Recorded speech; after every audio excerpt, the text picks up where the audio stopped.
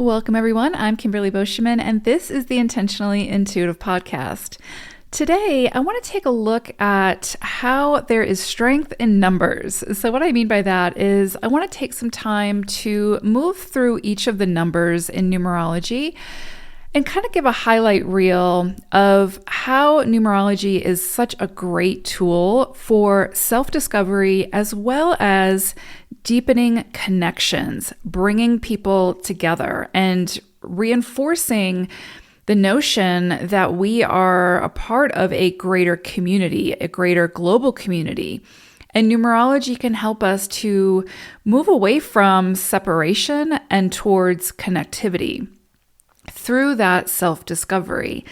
So what I want to do is go through each individual number and again, kind of go briefly through why that vibration helps us to discover more about ourselves, as well as how it can work towards connecting us with others. Now, before I get into it, of course, this is sort of a general overview, right? I'm going to talk about how these numbers play into our numerology report, our personal forecasts, as well as how it plays into when we're missing a number in our forecast or in our numerology report. But it's still a general overview. So for a personal reading, including compatibility and a business reading, head on over to my website and book some time with me. I would love to work with you. Okay, so let's take a look. And I highly recommend listening to the intro so that you kind of have a deeper understanding of what I'm going to be looking at when we're looking at each individual number, because this is very different than looking at the sort of traits and characteristics of the life path energy. So you don't have to have a number as your life path for it to be incredibly impactful. Most people have each of these numbers somewhere within their full numerology report, which can indicate the areas in our journey in which these vibrations will be felt the strongest, or where we will be pushed to step into the higher elevation of these vibrations. If a number is missing in a chart, right, in a full numerology report, this is also an area where we can seek out ways for a deeper understanding of not only self, but the opportunity to strengthen connections with others.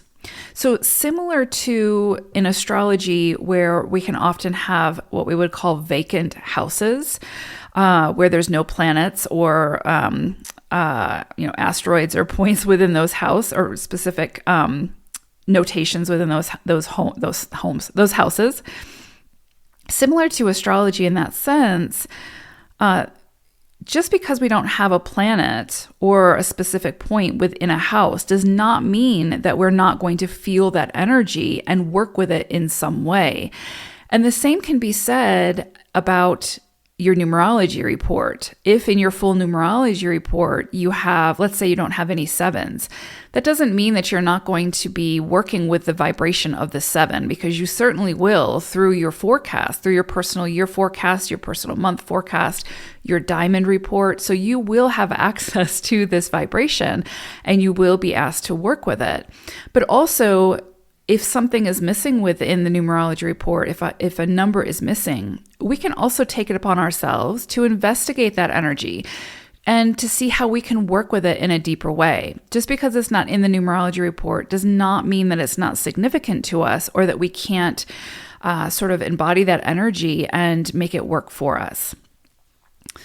Also, each of us will at some point or another go through the cycle of each of these energies many times throughout our lifetimes.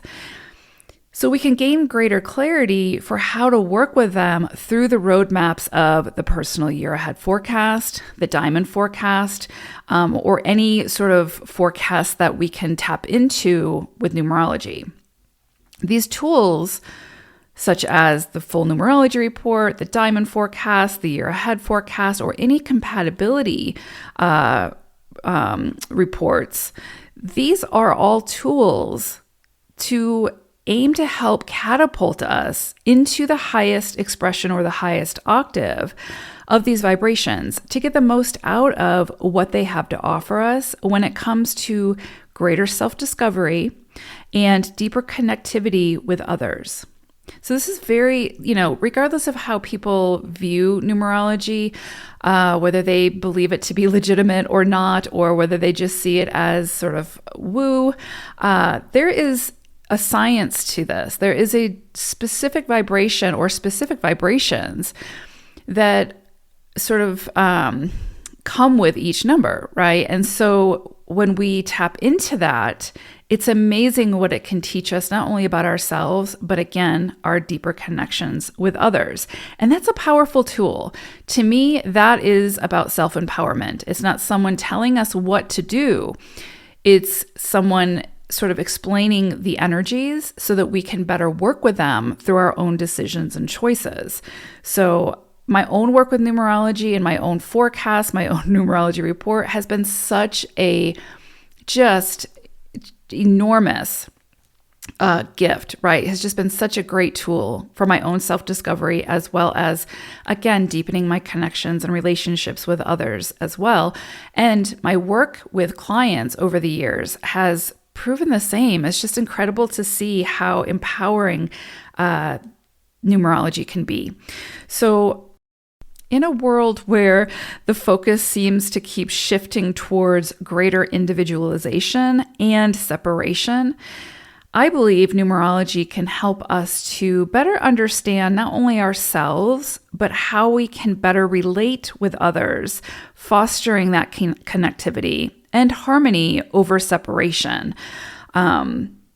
So I see it as an incredibly, incredibly powerful tool. So how does each vibration help us to move towards this self-discovery and connectivity? Well, let's take a closer look. Okay, so if we're looking at the energy of the one, what this energy is sort of helping us to discover about ourselves is our own creativity, is our own uniqueness and sort of inventive spirit, knowing that our contribution holds worth, right? To someone, somewhere, in some capacity. What we have to contribute in this lifetime is of value because it's going to be uniquely ours. So the one energy gives us that confidence, that sort of courage, that strength to share our ideas, to, step up and step out into the world and take up space and be okay with that while sharing those ideas and nurturing that egg, right? And then continuing to see it to grow.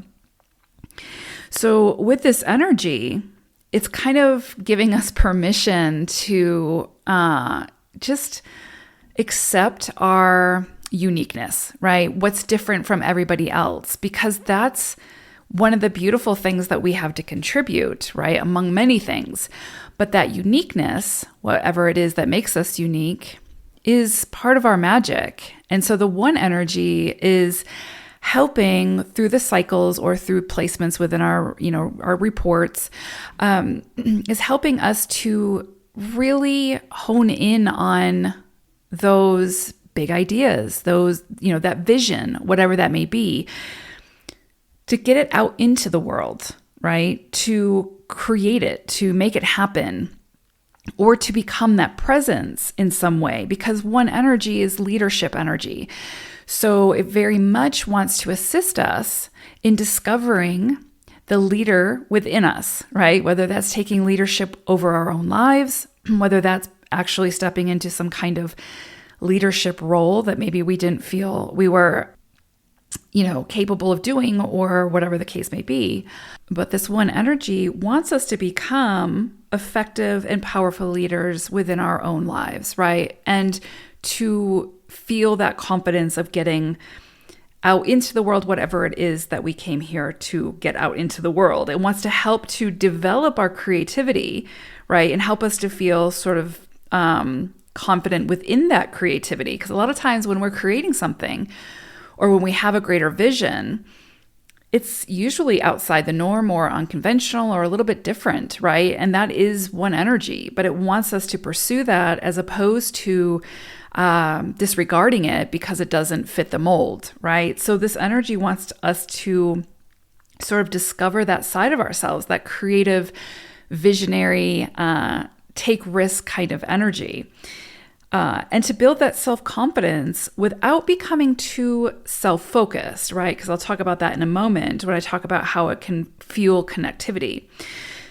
The one energy is also going to highlight for us or put pressure on areas where we are sort of avoiding or minimizing our own individuation, right? Like our own individuality, where we're trying to fit in or where we're trying to, just be like everybody else type thing.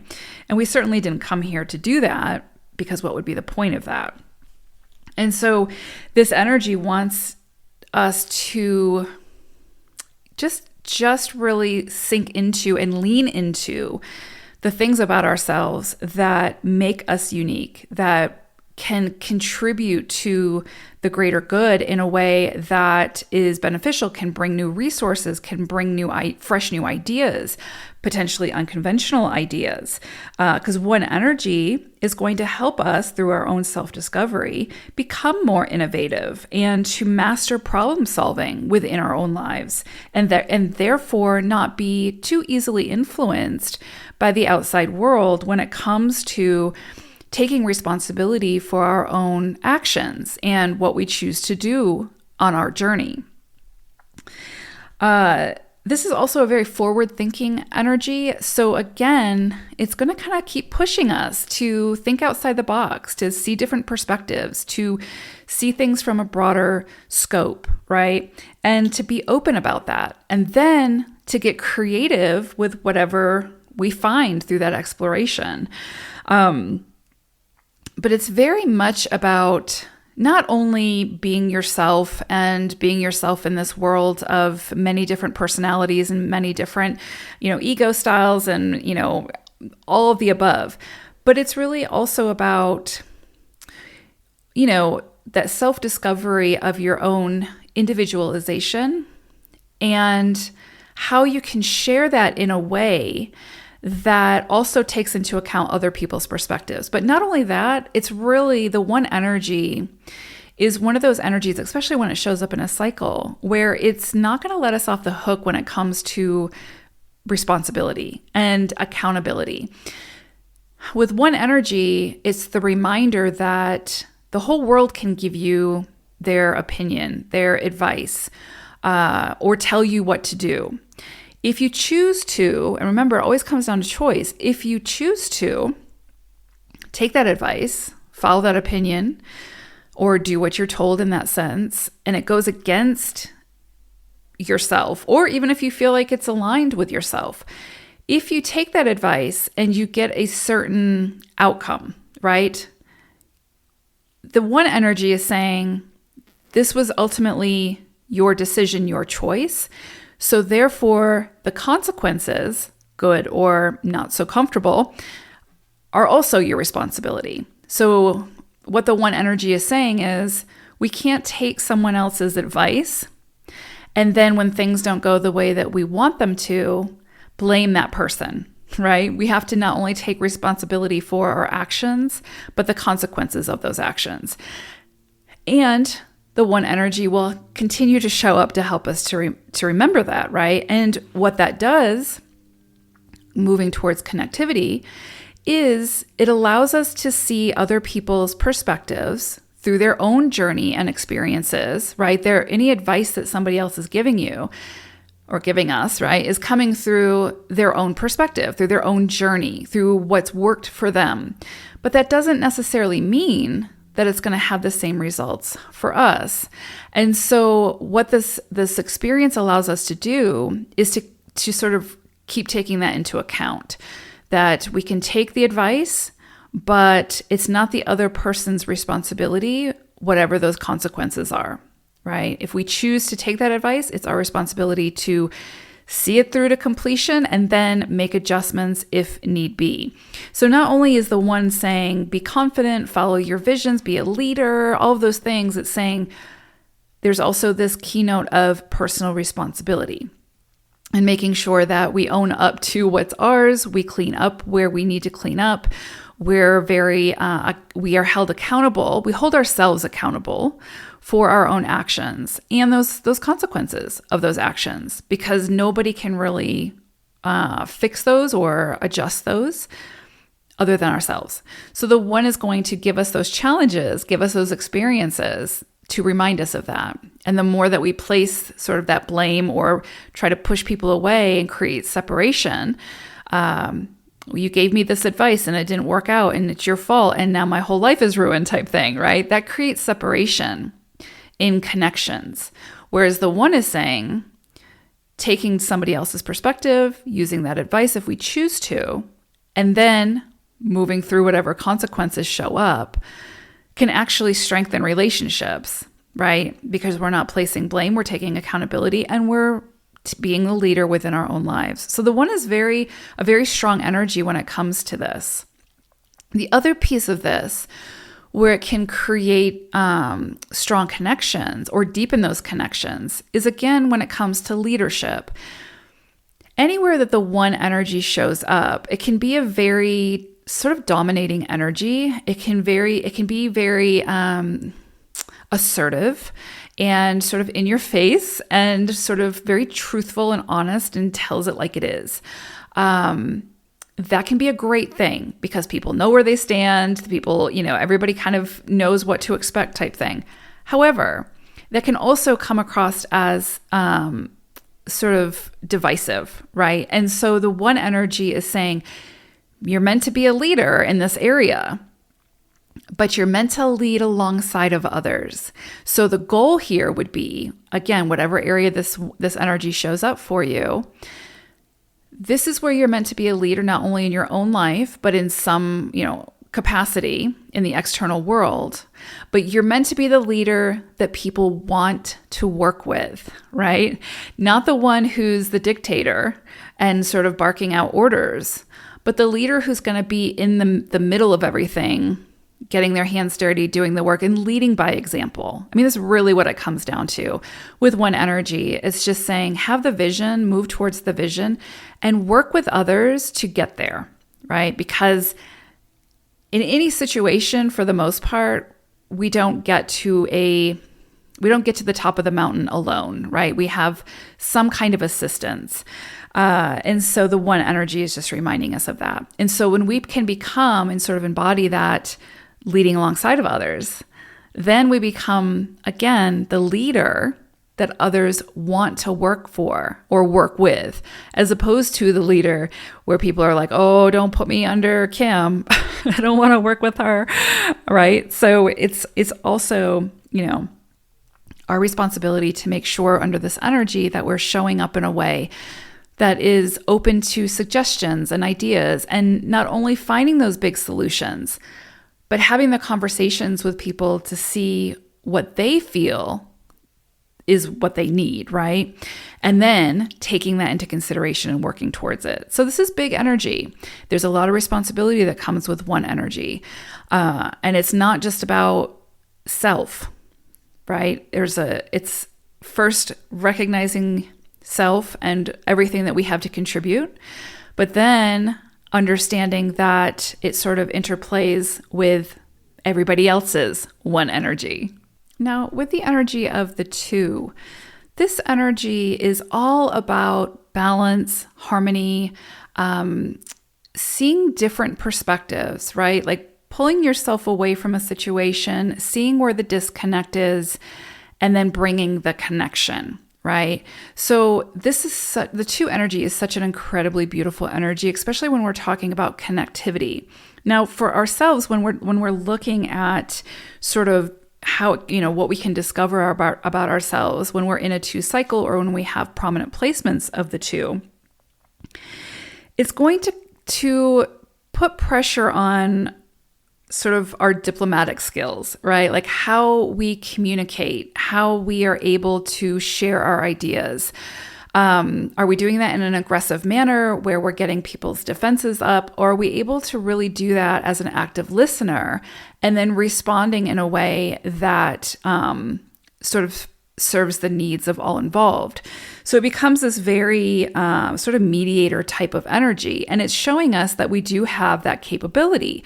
Every human has the capability to step into the higher octave of the two energy, which again is the peacemaker, the mediator, the one who's going to, in any sort of dynamic with another person, is going to try to see all sides of the situation, try to see all sides of the connection, and not get too emotionally involved, meaning because this is also a highly sensitive energy. So it's going to sort of push on our trigger points. It's going to create sort of some emotional dynamics, perhaps, to help us to gain greater management skills over our emotions, right? To feel the emotions, to move through them, and then to transmute that very charged energy into something positive that works or serves more than just self.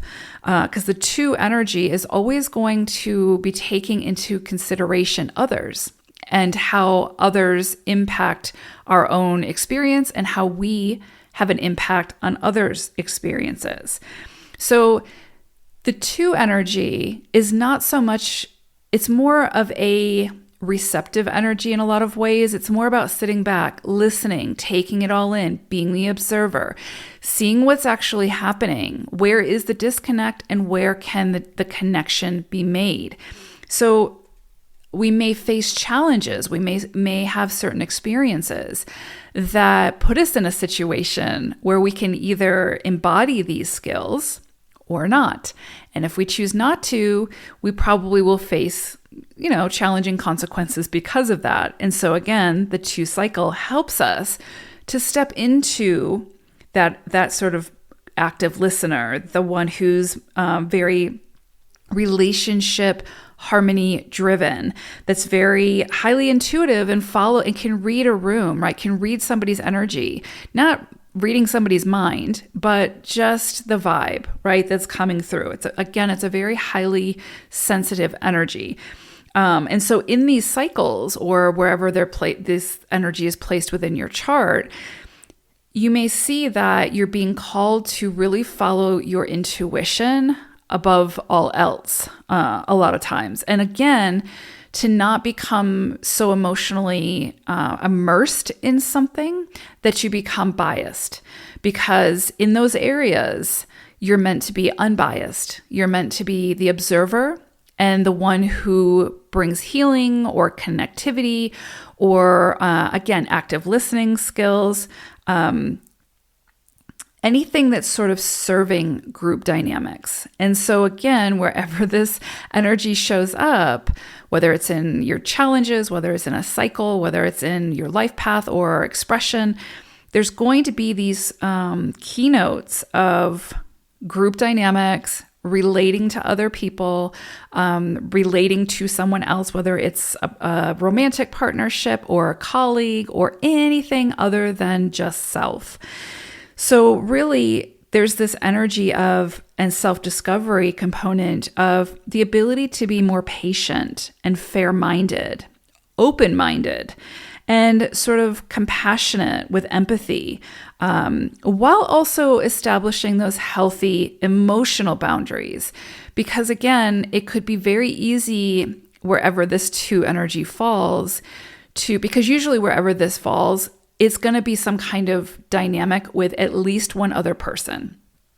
It could be with a group, but there's going to be at least one other person involved who's going to be your trigger point, your teacher, someone who's going to help you to move through the lessons of the two. But it's going to be another person likely. And so again, having those very healthy emotional boundaries that are communicated, that are used to strengthen relationships and not deteriorate them, right? Building walls, blocking people, any kind of separation goes against the two energy. Two is all about let's bring it together, let's have a group hug, let's huddle, let's work it out, let's meet in the middle, let's communicate and find the common ground. So obviously it's very clear how does not only serve self-discovery and how we can be better or move towards the higher octave of this energy, to be that mediator, to be that one who's the great listener, or really focused on making relationships work as opposed to separating as quickly as possible and building those walls or whatever it is that we feel we need to do in today's society. And following our intuition. How does it make us feel, right? How does this dynamic make us feel? How is it that we're showing up make us feel within a group dynamic? And then are we being patient in the situation, understanding that there's different perspectives and different ways of looking at things. And with the 2 energy, it doesn't view things as right or wrong or better than, less than.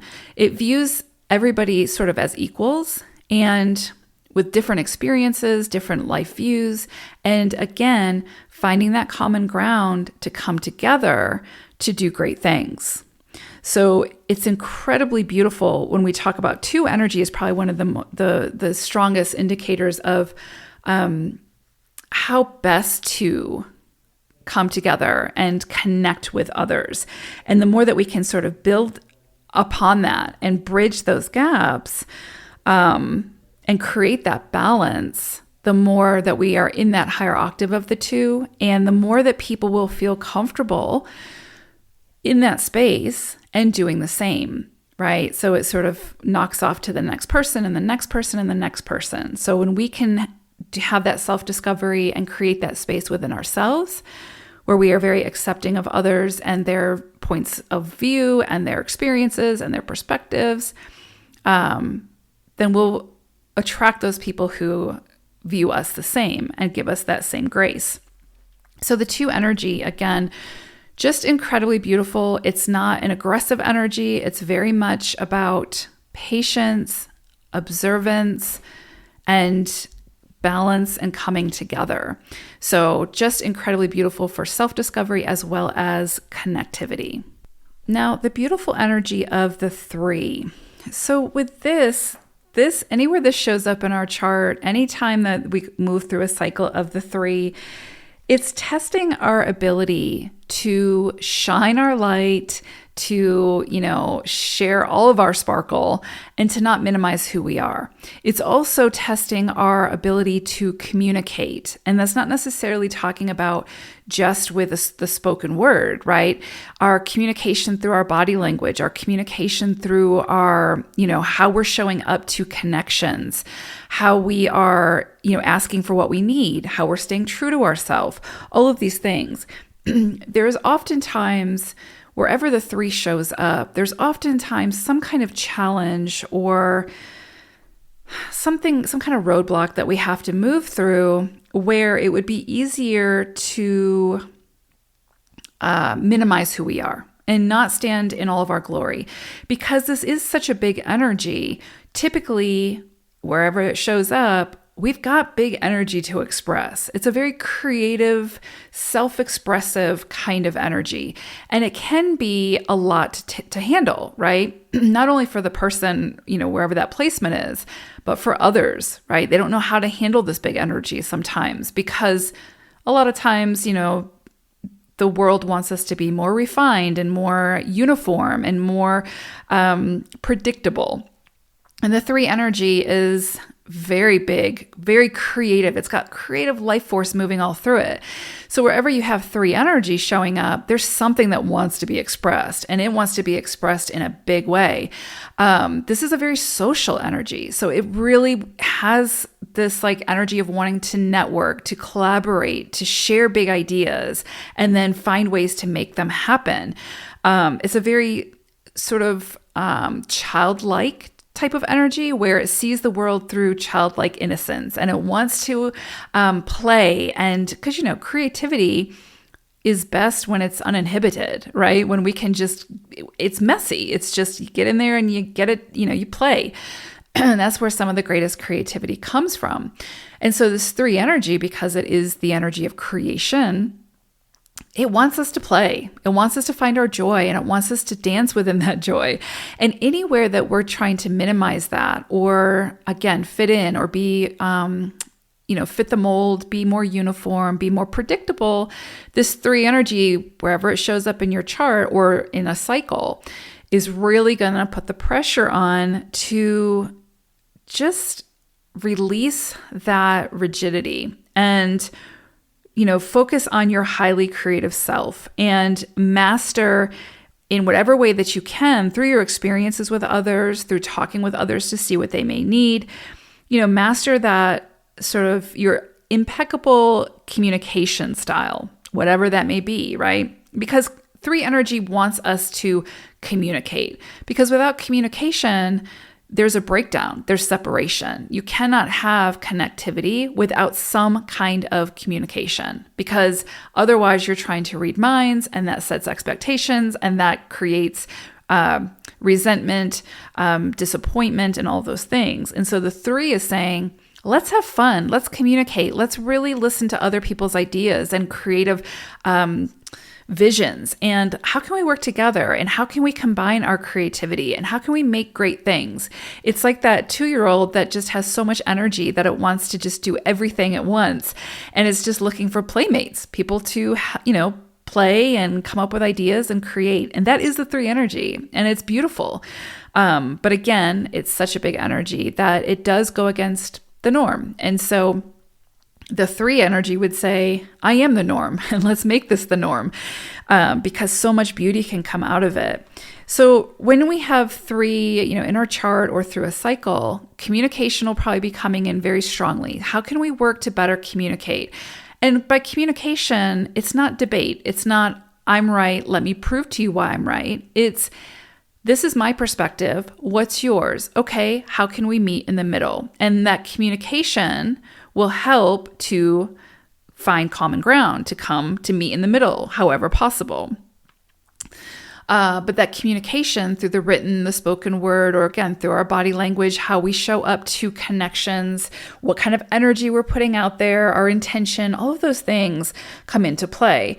And the desire to continue to strengthen communication skills, right? So typically challenges that show up will be around communication, or putting pressure on where it is that we have a lot of self-doubt and maybe self-criticism, or where we're criticizing others, or where we have fears around showcasing our talents or our creative, flexing that creative muscle. This is, again, just it very much wants us to express ourselves through optimism and joy. And it's really hard to do that if we're overly restricted. And a lot of times when it comes to 3 energy, it's going to be in a place where we're probably restricting ourselves, again, through self-doubt, through that fear or self-criticism. So it's going to trigger those points and those areas to keep pushing us out into the world, to share our creative intelligence and to communicate in a healthier way. So it's incredibly, incredibly beautiful. Really, the 3, wherever it's showing up, is saying, be you and be all of you. And sometimes we don't know who we are without that play, without the creative exploration. And so the 3, wherever that shows up, is coming in and saying, this is the focal point. We're not making ourselves small in this area. This is a lifetime for going big, and we're going to do that. And so when the 3 shows up, it's helping us to step into that through humor, through social collaborations and social networking, and creative expression, right? In a big, bold, beautiful way. The big keynote here is anytime that we try to make ourselves smaller or fit in under 3 energy, we're going to feel the pressure of that. We're going to feel the challenges that come up around that. And then also honoring that 3 energy in others, right? Understanding that they also have this big energy that wants to come out and play.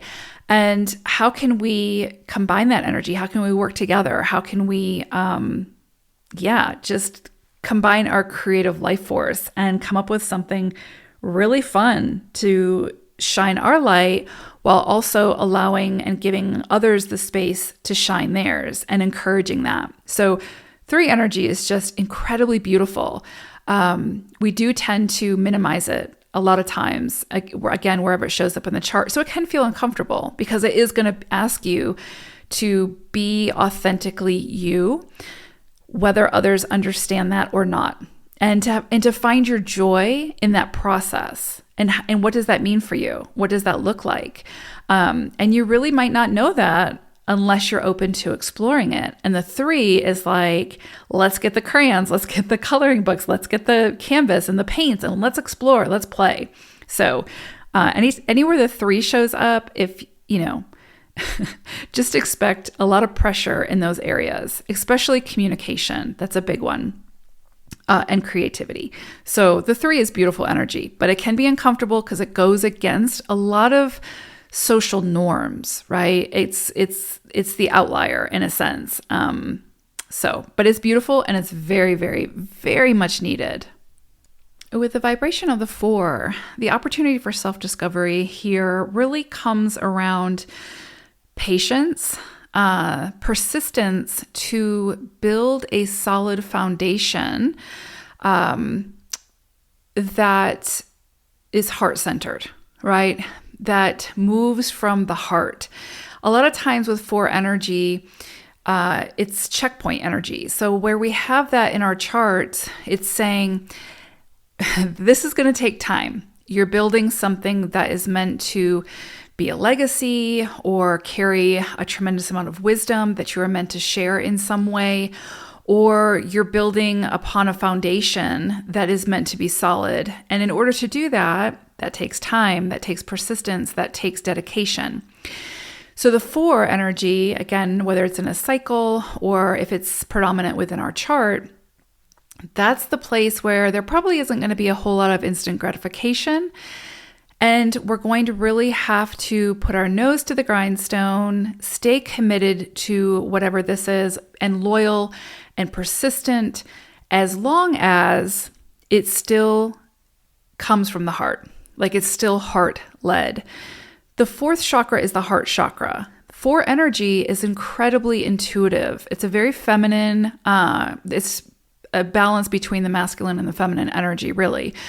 But if you think about the 4 and you think of like 4 sides to, say, a wall or a house, right? There's what's happening on the inside of that 4, the emotions, the intuitiveness, the spiritual nature, et cetera, and what's happening externally, the more physical, again, building some kind of solid foundation, et cetera, knowledge, practical matters, et cetera. Internal also would include like wisdom. So it's a very nuanced energy. So where it shows up is going to sort of put pressure on those areas that we need to have more patience, not only for self, but also for others or for projects or greater visions that we're moving towards, all while continuing to check in with ourselves to make sure that whatever this is still is heart-led. It still speaks to the heart.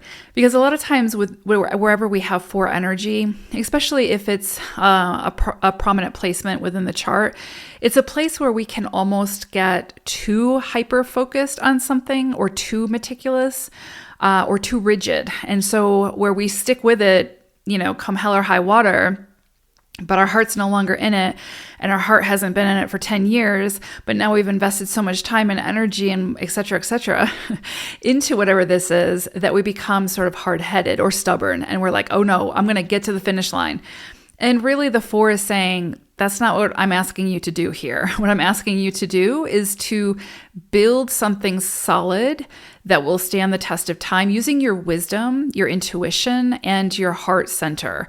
If those things are not present, if you're just doing it out of sort of that ego's need to prove a point or see something through to completion, even if you don't even want it, then you'll face the consequences of that, right? Or we'll face the challenges of that. And so wherever it is, the 4 saying, have grace for yourself, be gentle as you move through this experience because it will likely take a while. It's a testing cycle or a testing, again, wherever it shows up in your chart. But that testing is allowing us to extract the wisdom from the experience. And the 4 is really sort of generated by wisdom. And because that wisdom creates that stability, creates the solid foundation, and it makes sure that you've mastered the step. And so again, anywhere 4 shows up, it's saying we need to master each step, extract the wisdom so that we can share that wisdom, so we can teach others how to do it, so that we are not only empowered, but we are empowering others. So it really does become about building a solid foundation with patience that's heart-centered. Now, there's also this element of honesty. I don't think I've ever met a 4 who is not capable of lying. I mean, or holding that lie for very long. It's a very honest energy.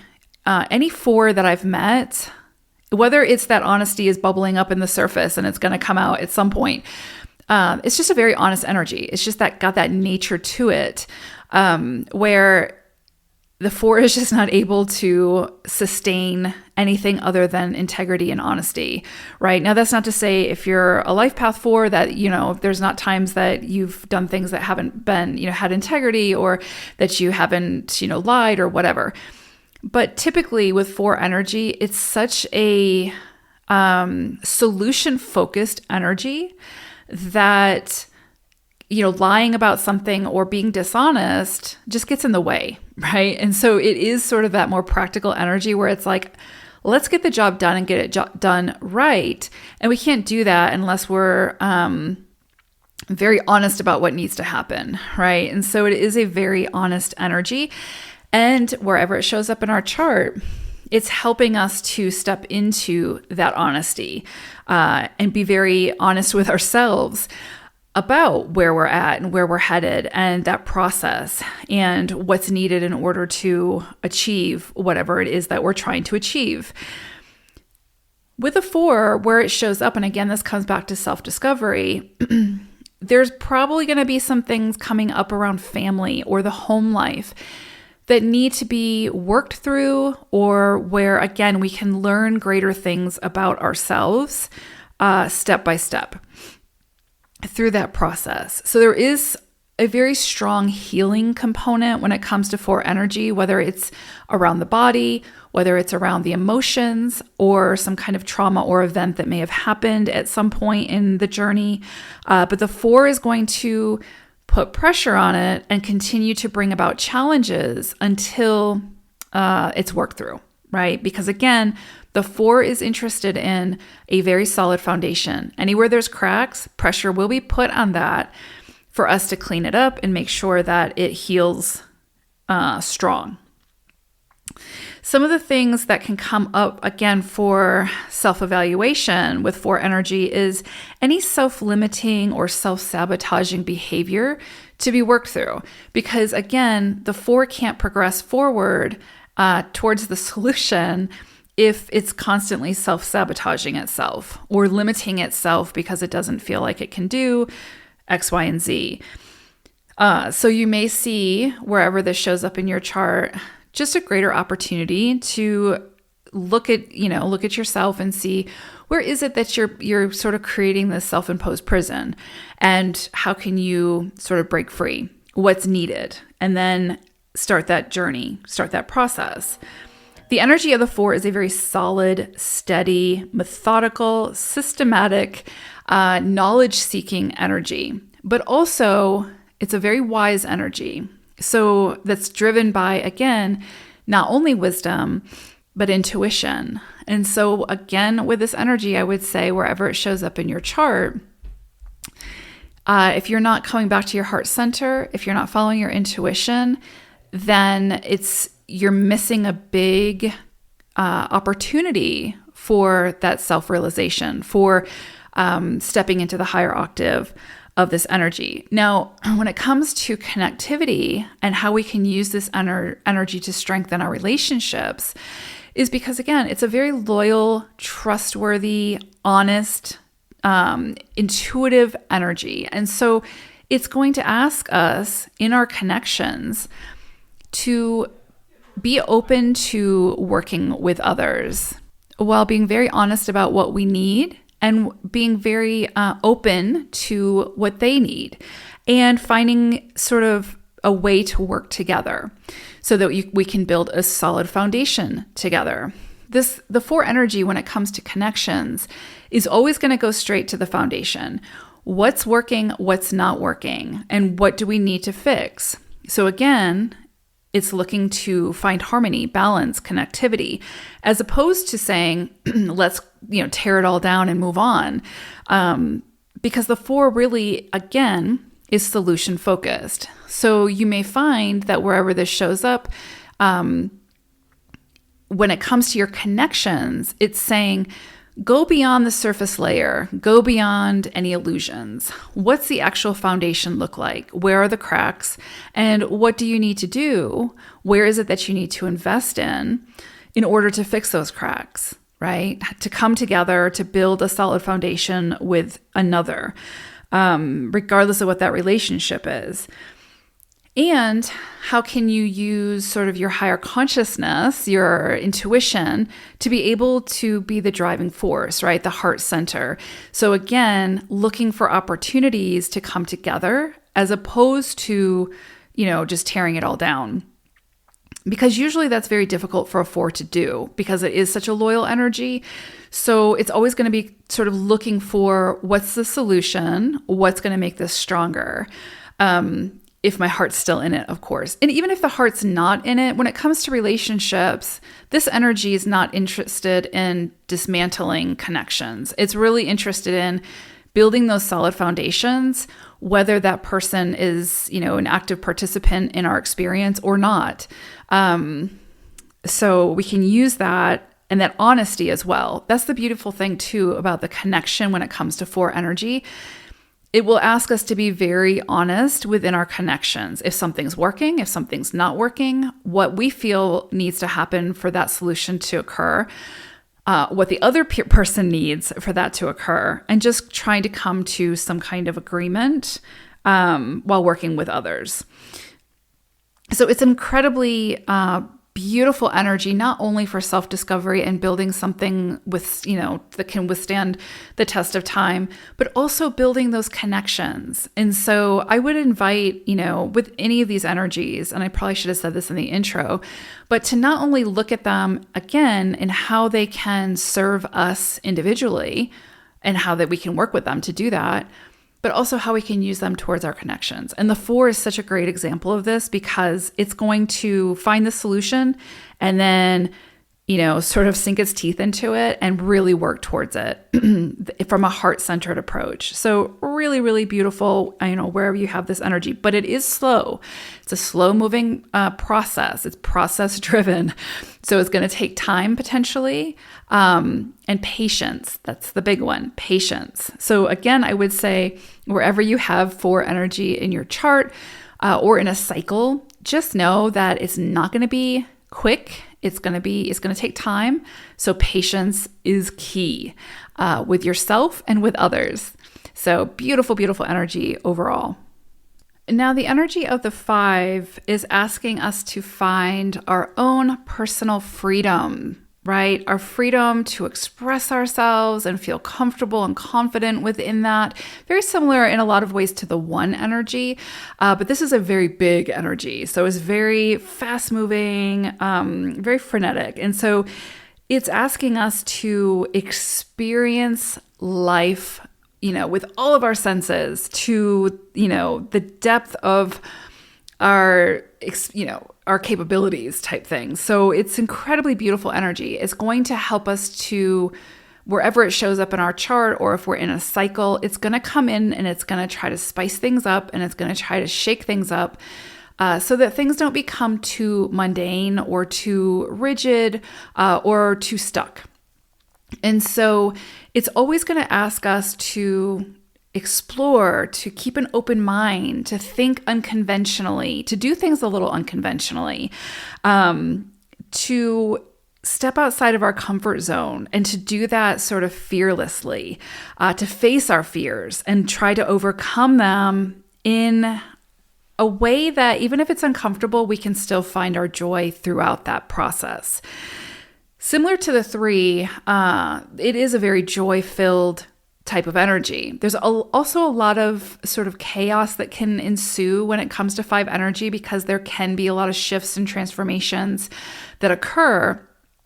But again, the piece of self-discovery here is, how do we move through the chaos? How do we move through changes and transformations, because that's life, while maintaining our joy, while still finding joy amidst the chaos? A lot of times wherever 5 energy shows up, it's helping us to be more adaptable, to go with the flow, to surrender what we cannot control, and to really feel everything with our senses, to really immerse ourselves into the experience, no matter what that experience is and what that can do, right? Let's say it's a crisis situation. It'll teach us how to handle those situations in a way where we're not being derailed, we're not losing ourselves, and we're able to sort of detach from the emotive side of it, to come up with some kind of a solution, right? Anytime someone has 5s in prominent placements, especially past life, these are people who are typically very good in a crisis. Like, you would want these people if the world was ending tomorrow, because they would be calm and collected and coming up with a solution. They might fall apart after everything calms down, but in the crisis, they're there for you, type thing. And so again, some of the challenges that can come up in these cycles, or, in these placements with 5 energy, can feel like a crisis sometimes, can feel very challenging because of the change and the transformation. And so it can kind of feel like the rug is getting ripped out sometimes. But again, remember, numerology is all about self-discovery. And so it helps us to discover our own strength within those circumstances. And it helps us, the 5 energy helps us to surrender to what we can't control. So anywhere that we have strong attachments to something, the 5 will come in, and it's kind of like that, like a little fairy that comes in that's like, just trying to get a rise out of us, right? Comes in and like disrupts things just to get us to have a reaction. But it's through that process we recognize, okay, when I have these reactions, I don't like the consequences of those reactions. But when I can respond in a very like calm and collected way, or surrender what I need to surrender, my experience is much different. And so the 5 is like showcasing that for us, right? It helps us to see that about ourselves, that we're very capable of being that rock in, stormy seas or whatever. That's not a great analogy, but and we don't have to get so easily derailed. The 5 will show us our strength, whether we want to see it or not. And it'll make us face those fears, because the 5 energy, again, it wants its freedom. It wants to be able to express itself. It wants to be able to experience life with all of its senses without restrictions. It wants to, look at fear in the face and laugh and, say, tag, you're it, let's play. It's this very jovial energy, again, very similar to the 3, but it's very expansive. It wants to be open-minded and be open to others' perspectives, and then incorporate those perspectives into the adventure, right? It's a very adventurous type of energy. And so through this dynamic, we're able to recognize those parts of ourselves. So again, depending on where it shows up in your chart, if this shows up, let's say, in your expression energy, then you are meant to express yourself through your career or your creative output in a way that is showcasing your creative self-expression and sense of freedom, whether that's through your style or your medium or whatever the case may be. But it's a very freeing type of energy. So anywhere that we feel stuck, or, you could see wherever this shows up in a cycle that you find yourself stuck, and that's part of the challenge, right?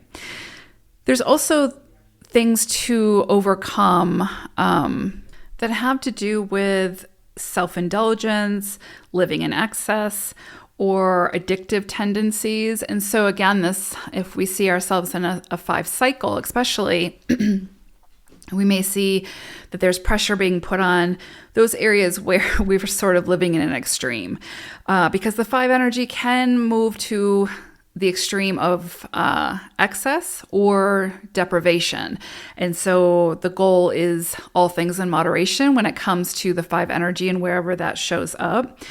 We can also see that there may be some things that we have to move through when it comes to fear and restriction. And where is it that fear is holding us back or overly restricting us, or we're overly restricting ourselves?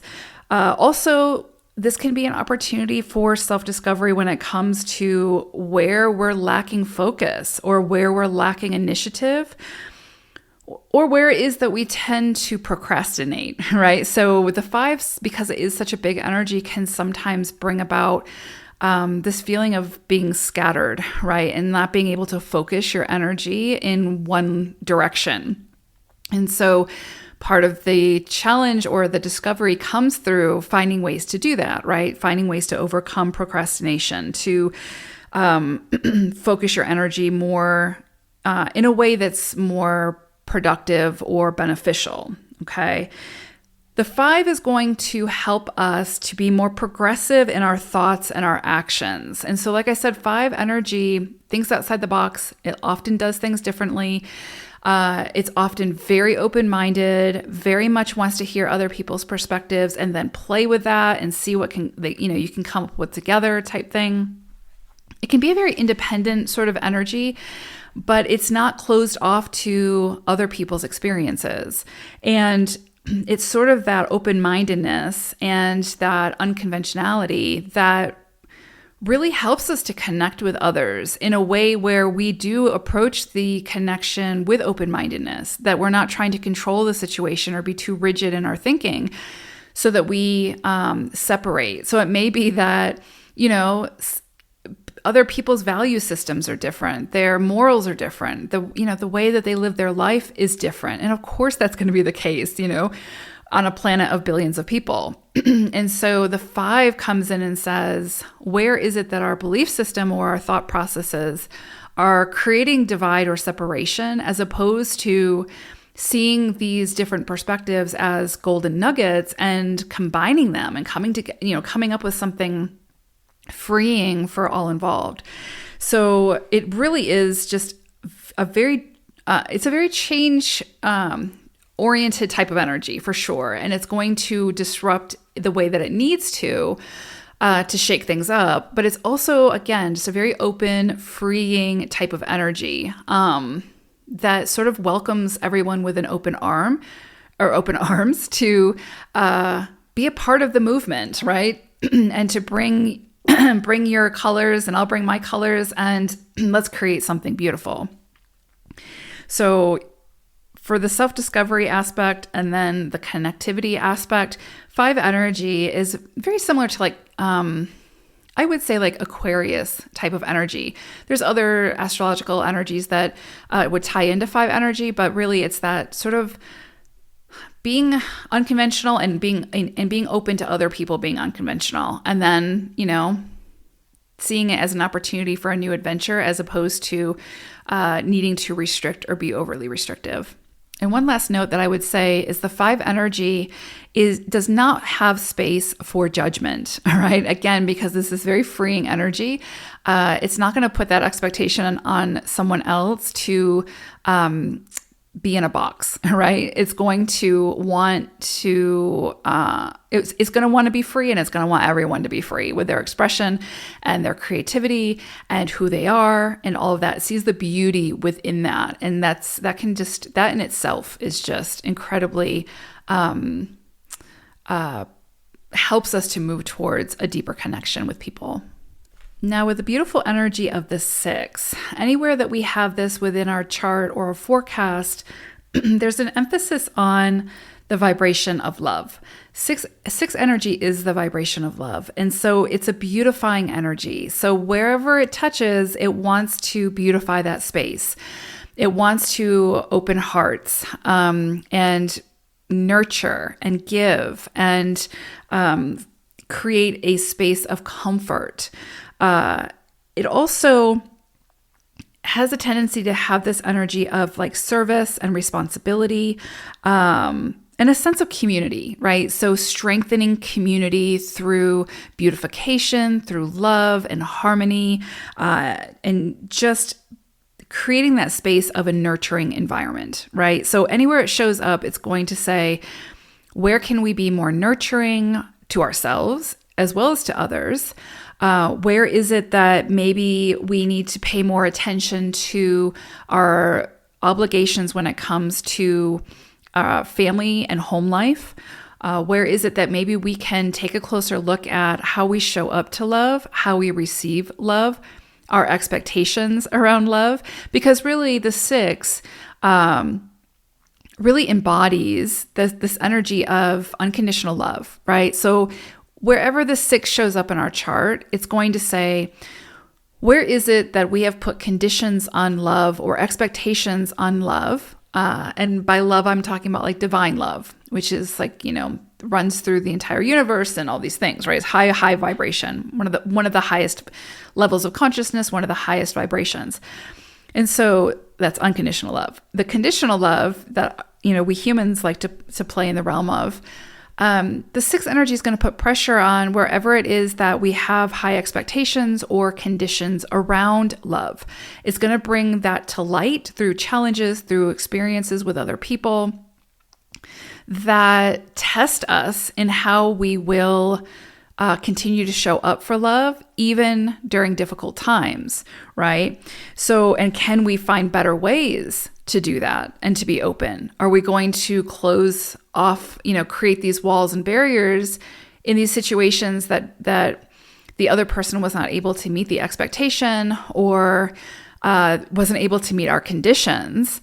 Are we going to completely close off that connection, which would go against the energy of the 6? Or are we going to find a way to find forgiveness, take a closer look at what those expectations were? Were they fair? Were they reasonable? All of those things. Because just because we have expectations does not mean that someone else, has the capability or even wants to meet those expectations. So the 6 energy is going to put pressure on anywhere that we could maybe show up in a more elevated way when it comes to our interactions with others and when it comes to feeling and expressing love for another. And that doesn't mean romantic love and all those things. How we define love in the 3D. It's more about seeing the divinity within another and loving the person, disliking the action, right? And then going from there. And also recognizing where we're setting expectations or conditions that the other person may not have ever agreed to. It is a very, again, like service-oriented type of energy and a very giving energy. So where the 6 shows up, you may find that you tend to give a lot of yourself in that area, which is beautiful, right? That is definitely one of the traits of the 6, and it's a beautiful energy of the 6 or vibration of the 6. But it also carries with it the lesson or the opportunity for teaching us that we can be in that loving space, that giving space, and also have healthy boundaries, like embody those healthy boundaries, right? Where we don't have to preach about it or, yell about those boundaries from the rooftop. We can just embody them without making the other person feel like, shame or guilt for not meeting, or the fact that we have these boundaries type thing. The whole purpose of healthy boundaries, and the reason why I'm spending so much time on this is because it's such a buzzword these days, to have boundaries and stick to your boundaries and that sort of thing. I definitely agree that to have healthy connections, we have to have our own personal boundaries and embody that, right? Just do it. Like just hold that space. We don't have to preach about it, but we can communicate that we're putting these boundaries in place or that this is what we need or whatever the case may be. And then hold those, right? Because boundaries, healthy boundaries, are meant to strengthen a connection, not deteriorate it. So if our connections are being deteriorated, then there's a breakdown in the communication, or there's a breakdown in something when it comes to that, right? Either that person is not willing to honor that boundary, or the boundary hasn't been communicated, or it's more of a wall as opposed to an actual healthy boundary. Because a lot of times, like I said, when it comes to healthy boundaries, we can just embody that. If it's something we don't want to do, we just say no. We don't have to say, I'm setting a boundary, because now we have created some kind of separation there, as opposed to just embodying whatever it is we feel we need and honoring that within ourselves. So anytime we go on and on about a boundary, we do create some kind of, exactly what it sounds like, a boundary. Like we're putting that line in the sand. When really we can go about it in a healthy way, where it's like we just embody it and we own it. And if someone oversteps that boundary, we have a conversation about it and we communicate. Now, with this energy also, because it is such a giving energy, the opportunity for self-reflection here comes in knowing when it's time to receive.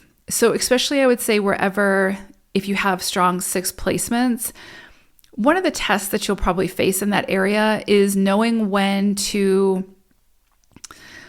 receive and ask for what it is that you need, and then receive it graciously. Because there can be this energy with wherever the 6 shows up that you just have to constantly give and give and give and give and give. And that's going to lead to resentment and, depletion. And so part of the journey of wherever this 6 energy shows up for you is going to be about not only giving when it feels good and it's led by the heart to give, but also in receiving and being very open to that. So you may find that there's many tests and challenges around receiving, where either it's through you just know that you need to ask for this assistance and finding the courage to do that, and then receiving without this need to reciprocate. Or it's through divine intervention, where the universe kind of pushes you into a situation where you really don't have another choice but to receive. Or let's just say that's the best choice, is to receive. And so the universe sort of pushes us sometimes to really lean into that energy, to not only see what it feels like, but to give that other person the opportunity to give as well, right? Because that is an exchange of energy. So just kind of pay attention to that, because you'll probably see things come up around giving and receiving with 6 energy. You just want to make sure there's a healthy balance there, that you're filling your own cup up and you're receiving assistance from others as needed. And you're giving when you feel called to give. Some things that this energy will bring in for self-reflection or greater self-discovery would be anywhere that we are sort of overly a perfectionist. If there's any area where we judge ourselves very strongly around being a perfectionist, if things aren't perfect, then there's something wrong with the other person or ourselves or whatever. Anywhere that we are showing up in that vibration, this energy will put pressure on that to kind of try to help us calm that down a little bit. Anywhere that we feel like we have to be overly controlling, this energy will show up and probably give us challenges around that, where we don't have a choice but to let go or surrender or lose control, to see what that sort of feels like, right? And get comfortable in the uncomfortableness of that release. So again, remember, it's about self-discovery and what we can learn about ourselves and what we're capable of. And so these energies can come in to really shine a light on it. Anywhere that we're sort of overbearing or meddling when it comes to our connections, or anywhere that we're showing up sort of like in a self-righteous, like holier than thou type of energy, this 6 will come in and really sort of knock us off our feet sometimes when it comes with this, to remind us that we are all equal and we just come with different gifts, right? Or different expertise. That's all. But it's about equilibrium.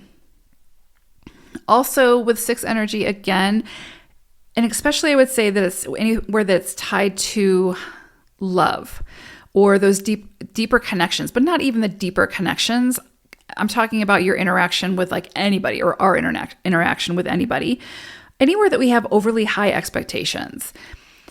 And generally that's around love, or, like friendships type thing, or anywhere that we have high expectations, the 6 is going to come in and challenge that. It's really going to put us through the ringer when it comes to seeing what it feels like when those expectations are not met, and how are we going to handle that? And if we handle it in a way where we are ostracizing the other person, or there's separation, again, that's going against the energy of the 6. And so guess what? More challenges to help us to recognize, when I lower my expectations, and that's not a bad thing. You're not lowering your standards. You're lowering your expectations on this other person or of yourself that are just not realistic or haven't been agreed upon, or whatever the case may be. This energy is going to come in to sort of give a reality check of that does not create the most welcoming environment for connectivity. It does, however, create an environment of separation. And so anywhere that there's an opportunity for separation, the 6 is going to come in and try to beautify that space and create some kind of connectivity through the challenges that it brings forth, so that we can see, when I lower my expectations, or I don't put expectations on other people, I accept them where they're at this moment, and can find ways to love them because, of who they are in this moment, then we satisfy that higher vibration of the 6. Let's see. So anything else I want to say about the 6? It is a very justice-minded energy and a very fair energy in its higher octave, right?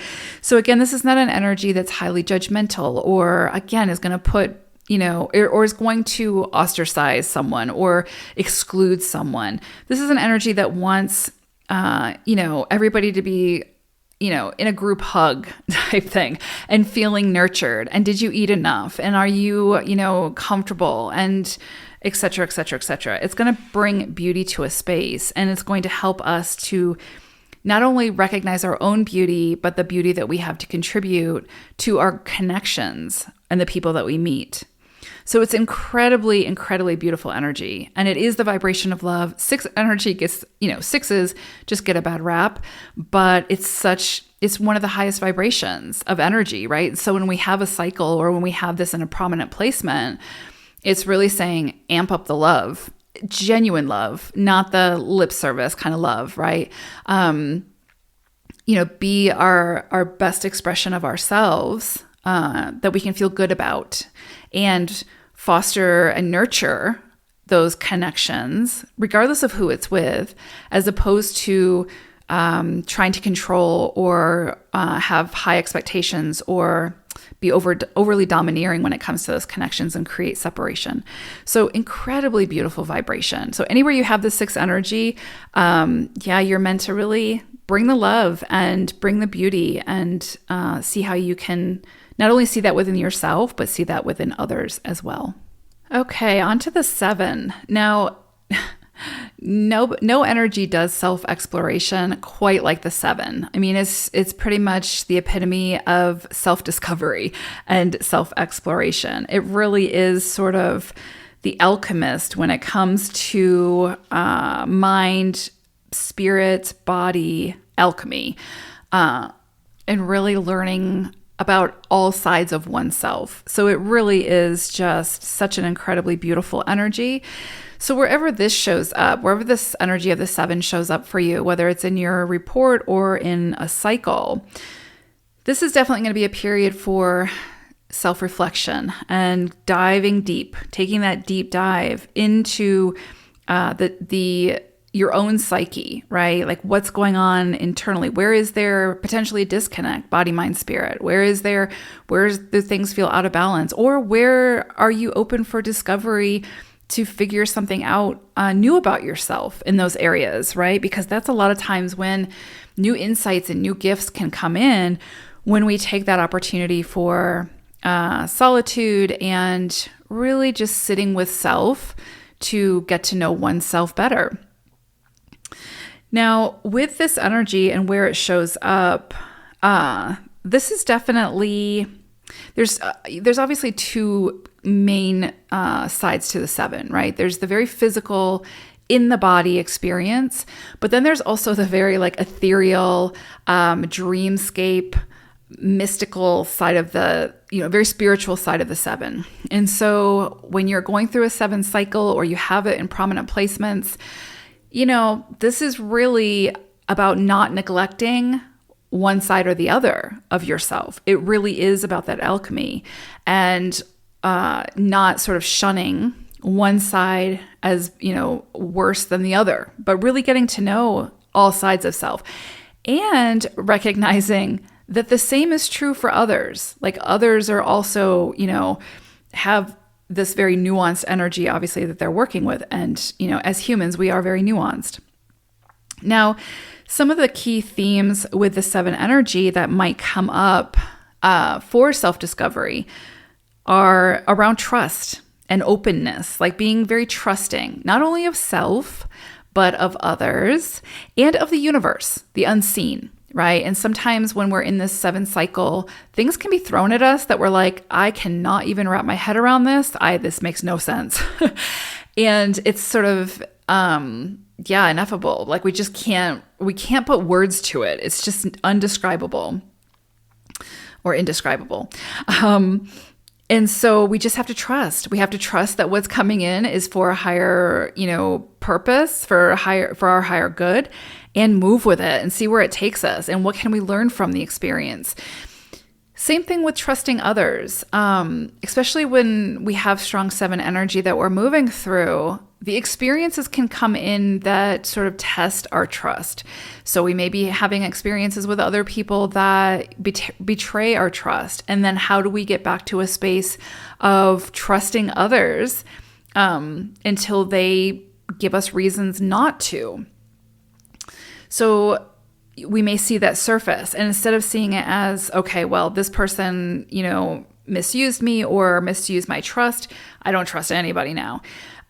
Instead of doing that, the seven invites us to learn more about ourselves through other people's actions, how we respond to those actions, what the trigger point was, what was it that it brought up within us, right? The seven doesn't take things at face value. It wants to know the deeper inner workings. So I always use the example of if you tell somebody with strong seven placements that the sky is blue, it's not that they don't believe you, but they want to know why. They want to know the inner workings. They want to dive deeper into it to really understand the truth of whatever that is. So it really is about that strong investigative desire, right? To just get into below the surface layer. And so it is incredibly deep energy when it's used to its fullest potential. This is a lot about inner development. When we're in a seven cycle or again have prominent placements of seven, this is really going to be this is an area where we really have a lot of inner development to move through and to master and to step into the higher octave of whatever that is, whatever area that is. So the inner development becomes key. So the more time that we spend blaming others or projecting to the external, the less that we're satisfying this energy of the seven, which really wants us to develop the internal, right? The body, mind, spirit of ourselves. This is also about combining wisdom with analysis, right? Using wisdom and knowledge to make decisions, to come up, to gain clarity. It really recognizes the importance of both. This is also about reflection and processing what it is that we've reflected upon. So it's with the seven energy, it doesn't want to just dive down and get the nutrients. It wants to devour those nutrients and let those nutrients work for it. So that becomes in the integration, the processing, and incorporating that energy or whatever it is that we find through that reflection. Because it's one thing to do self-reflection or self-discovery and then not do anything with it, right? Like you understand this side of yourself now. Okay, now what are you going to do with it? So the seven is sort of pushes us to, again, be that alchemist and integrate and do something with our newfound wisdom. Very, very much a very strong self-exploration type of energy. I would say this is very much like the head and the heart, right? The knowledge and the wisdom, the intuition and the more logical side of things, right? And being the bridge between those two energies. So when we have 7 cycles, it's so much more nuanced than just getting to the truth of something based on knowledge or logic. It's very much about incorporating the information you have before you with the unseen, with that bigger energy, right? It's definitely not uncommon for somebody who has strong 7 placements or is in a strong 7 cycle, like a year-long cycle or in a diamond 7 cycle, something like that, to have very vivid dreams, very vivid dreams. Every 7 that I've talked to, for the most part, just has some of the most profound, prophetic, vivid dreams. It just becomes sort of a way of life for that person. But the 7 energy sort of thins the veil. So again, where we have these placements, there's a very strong possibility that we could open up our clairs. We could become clairvoyant or clairaudient or clairsentient or whatever. Any clair can open under a 7 cycle. What we choose to do with it, of course, is up to us, but it's very, very possible. And that can also open up your dreamscape wide open. And then it's up to us, of course, what we do with those messages that come through.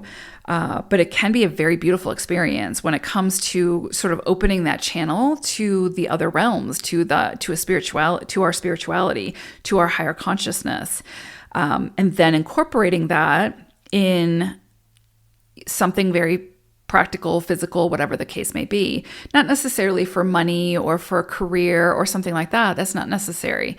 But remember, the 7 energy is all about self-discovery. And so a lot of times, and I believe that everybody's psychic, everybody is intuitive, how we work with that energy, how we work with those gifts, because, we're all energy. And so energy speaks to energy. And so, whether it's in form or not in form. And so I think we're all there. But whether we suppress that gift or not because of social norms is another story. But the 7 is going to bring it front and center. And however that energy can come through, it's going to come through during that cycle. But again, it's what we do with it that makes the difference. So remember, 7 energy is going to be about self-exploration. And that includes the unseen side of oneself.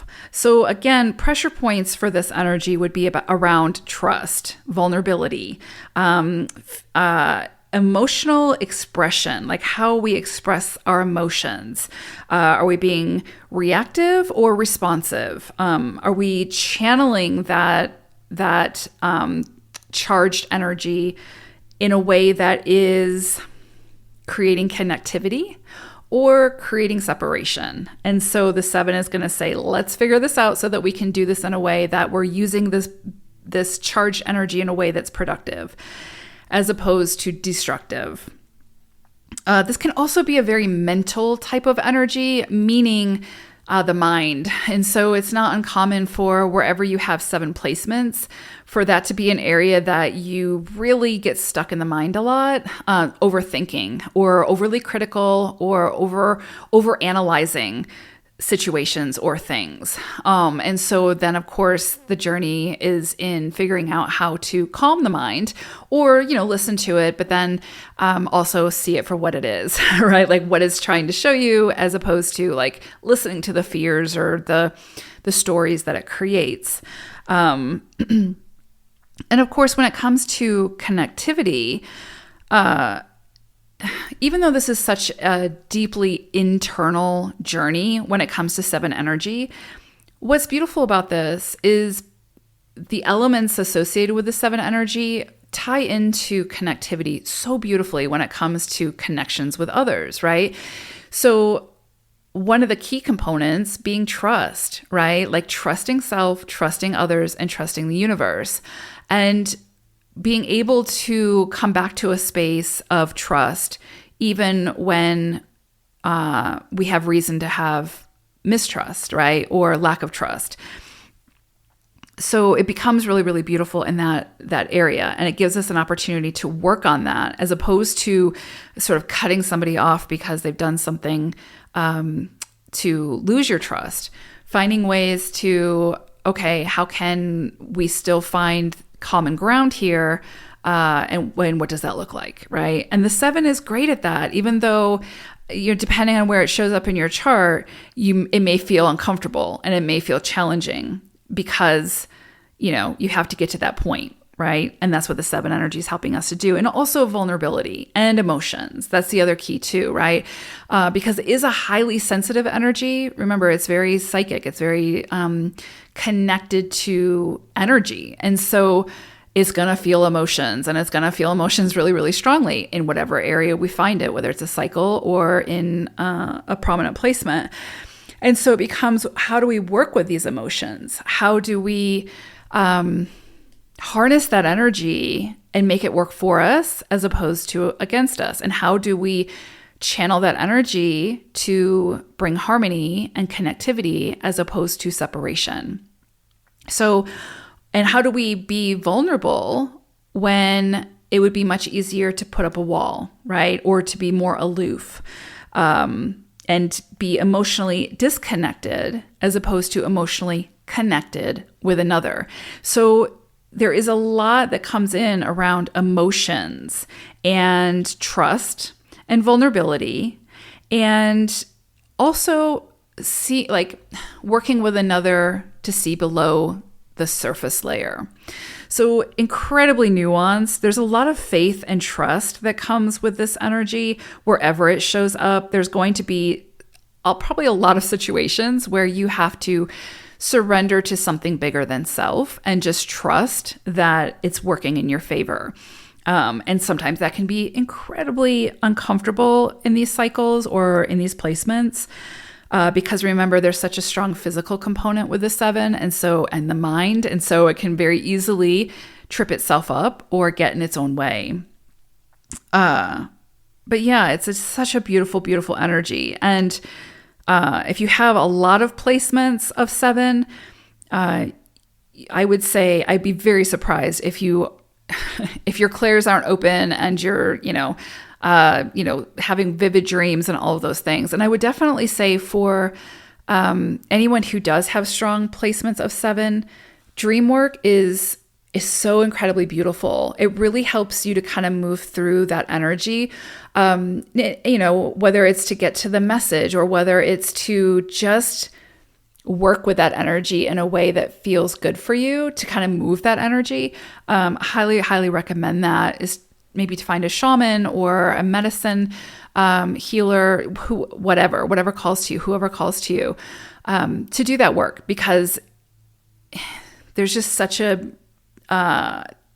big component of the unseen with this energy that it can feel a little overwhelming for our little egos. And so beautiful, beautiful energy though for self-discovery, absolutely for self-discovery and connectivity. Now, when it comes to the energy of the 8, wherever we have placements of that, or if we're in a cycle of that, this energy is really looking to transform us in a way that leads to some kind of spiritual evolution within the material realm or within the material plane. So what it's asking us to do through self-discovery and through our interactions is to use our money, power, authority, resources, our influence to not only positively influence our own life, but also others, the world, right? This is not only about self-empowerment. This is about empowering others through the circulation of our resources, our success, our, again, platform. So how are we, once the door has been opened for us, or once we have opened the door, what are we doing to help open the doors for others? The energy of the 8 in its highest octave is full of integrity. It's looking to achieve a higher vision. And then once it achieves that vision and gains that success, whatever that success looks like, it's meant to do good with it, right? If the 8, wherever that shows up in our chart or through our cycles, if the 8 is used for strictly selfish purposes, or to gain control, or to gain authority over someone, that's not done with integrity. And we will likely see the aftermath of that through loss or just some kind of challenge or struggle that basically is saying, we can do better. And so let's strive to do better. So wherever the 8 shows up in your chart or through your forecasts, this is about, typically, this is going to bring in an emphasis on money, power, status, authority, control as well, right? Ethics, organization, success, and influence, right? So it's going to ask us, what is our relationship to money? What does that look like? Are we over-focused on money? Does money run our lives? Do we have a lack mentality? What is our relationship when it comes to this energy of money, right? And how can we get to a place where it's not only a healthy relationship, but we're using that resource, that energy, to not only serve ourselves, but serve others as well. This energy is also going to ask us, or sort of put pressure on, wherever it is that we are too controlling or overly opinionated. Now, again, having your perspective, having your opinions, having your belief systems, your values, that's great. And that's encouraged, right? Because that's part of you as the individual, and you as the individual expressing that in a healthy way. However, when we become too opinionated, where our opinion is the one that's right and the other person's opinion is the one that's wrong, or we use that opinion to suppress someone else or manipulate the situation in some way, then we are using the lower expression of the 8, right? As opposed to the higher expression of the 8. So anywhere that we're doing that, whether it's controlling in relationships or too controlling or too rigid when it comes to our money, right? And our resources, then there's going to be pressure put on that to take a closer look at that and see how can we modify that in some way so that it's healthier. This is also going to, again, for self-reflection, have us to take a look at where it is that we feel disempowered or victimized, right? And so it's not, of course, about victim shaming or anything like that. It's about, moving through any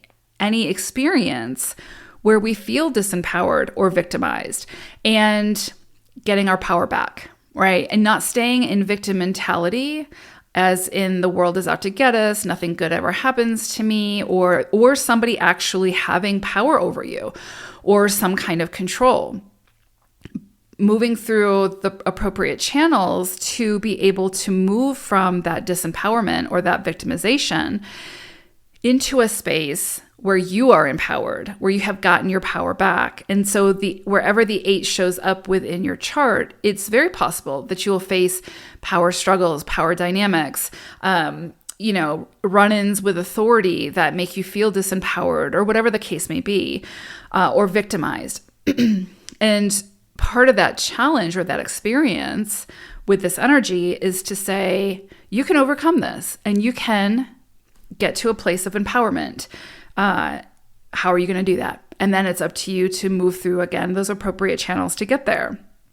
But this 8 energy, wherever it shows up, will continue to put pressure on this, right? So to help us to move forward, right? This also is going to kind of take a closer look at or put pressure on where it is that maybe we're being a little unethical, where or there might not be as much integrity behind our actions. Because again, wherever the 8 shows up, it's not about us. It's really about us using our expertise, our authority, our success, our resources to, again, not only empower ourselves, but empower others, help others, to build something beautiful from the work that we have done. And so when we Only focus on ourselves. Wherever this 8 energy is, we're going to feel the ramifications of that until we have a shift in mindset. So there has to be integrity behind whatever it is that we're doing. So if it shows up as an expression, then again, however we share our gifts in the world, it's not just about us, or it's not just for us, right? It's meant to serve a greater purpose.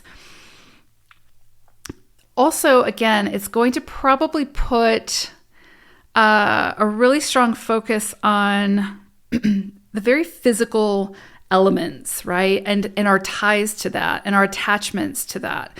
So whether, again, it's our attachment to power, to authority, to influence, to money, to resources, to status, any of those things, if we have this sort of strong attachment to that, or this deep desire for it, that really is like an unhealthy attachment, then this energy is going to keep sort of forcing us to face that, to do better, right? To step into the higher octave of that energy. It's very easy anywhere this placement is for someone to overly exert their power, or just really have a hunger for success, money, those sort of, again, very material things. And really what the 8 is trying to do is to help us to elevate ourselves beyond that, right? Like, so achieve whatever it is that we have that desire to achieve, but do it in such an elevated way that the ripple effect, or the potential for helping the greater good, sort of surpasses that initial desire, right? And it is very easy for, again, if we have placements of the 8 in our chart, we're going to come up against these themes, right? And it's not uncommon, again, to have those attachments or that lack mindset around certain areas, or to continue to put ourselves in situations where we feel disempowered, or whatever the case may be. So it really becomes this journey of self-empowerment, and then using that self-empowerment to then pay it forward and to circulate that energy in such a positive way. Again, at the core of 8 energy is all about spiritual evolution, right? Evolving in to a higher frequency, like on or in the material plane with the material resources, so to speak. And so what good can we do with the very physical resources, or, achievements that we make in this lifetime? If we go through cycles with the 8, then again, it's going to bring to the surface wherever it is that we need some further self-discovery around our relationship to money, or our relationship to power, our imposter syndrome, or our aversion to authoritative figures.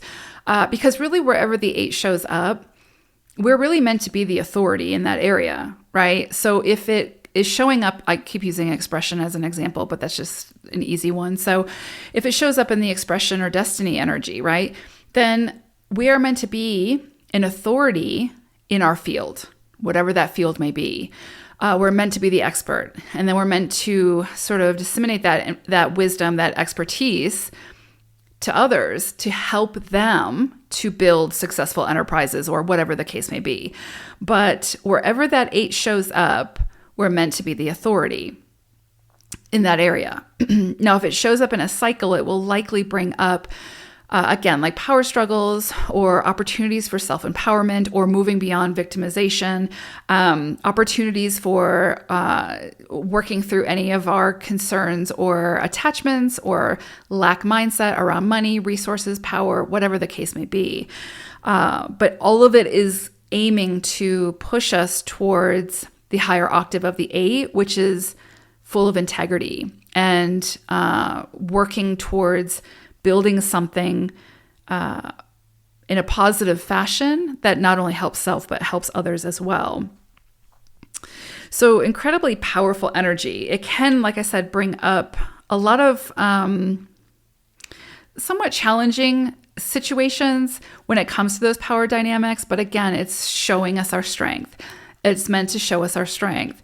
And what's interesting when it comes to connectivity here, it should be very clear, but what this will help us do, this 8 energy, is again to use our platform, our influence, our status, our money, our resources, whatever it is that we have access to, that we can use to help others, to open doors for others, to bring justice to where there's injustice, to help the underserved, to whatever the case may be.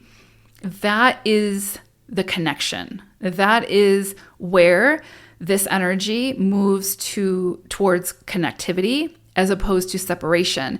Now, if we were to use our success, our power, our resources as an ego trip and simply for our own purposes, that leads to separation. And so it's not within alignment with this energy, right?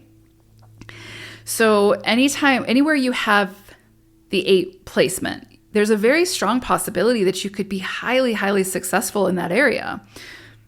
However, it comes with a caveat that you can be very, very successful in that area, but the kicker is you're meant to use that success in a way that not only elevates you, but elevates others as well. How can you use that for good, where it serves more than just self? And you'll see the places where you reach that level of success, where your 8 shows up, if you're not using it for, with integrity or for further reach, you'll see the ramifications of that. Like you will see that come sort of boomerang back to you until you sort of, the 8 will keep showing up and give us the hard knocks until we figure it out. And once we figure it out, there's the potential in those areas to have mad success, just mad success, and the potential to do so much good with it. And so that brings in the connectivity. So very, very powerful energy, very, very powerful energy for self-discovery as well as connectivity. And last but not least, the beautiful, just highly spiritual energy of the 9. Now, to kind of set the tone for this energy, because remember, we're looking at self-discovery as well as connectivity to others. To sort of set the tone for what this energy really embodies, I'm going to use a story from the Bible, whether, regardless of what religion you are, what belief system. I think that this story sort of highlights the energy of the 9. Okay. And so I'm not trying to bring in religion to this. I'm just using this because it's such a great, metaphor for the 9 energy and what it really truly embodies at its highest octave. And so I use the example of, especially when I'm working with clients, of the crucifixion of Christ and the cross that Christ had to carry towards that crucifixion, right? Carries that cross, bears that burden, is crucified, and then is resurrected, right? And a lot of times the focus, especially in traditional religion, is a lot on the crucifixion, the act of crucifying, right? And what Christ went through, et cetera, et cetera.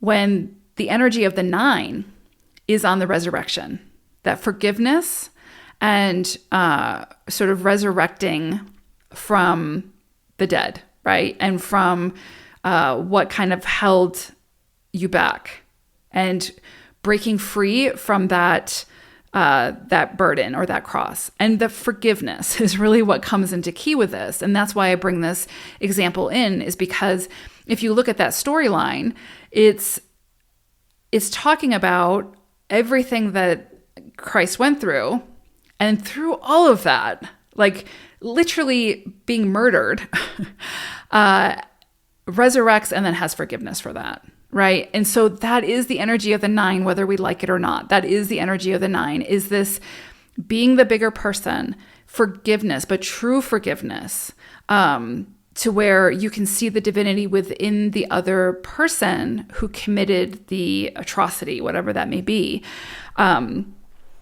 it moves beyond this feeling of that there has to be some kind of justice, or there has to be some kind of revenge or vengefulness, or an eye for an eye type thing, right? The 9 really is about true forgiveness, humanitarianism, compassion, empathy, all of those sort of very heightened vibrations.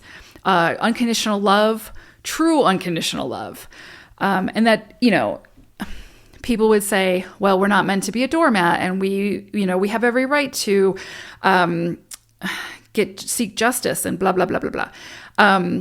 And I would say, in the realm of humans, sure, we have our justifications, we have whatever it is that we need to have in place to make us feel better about the experience.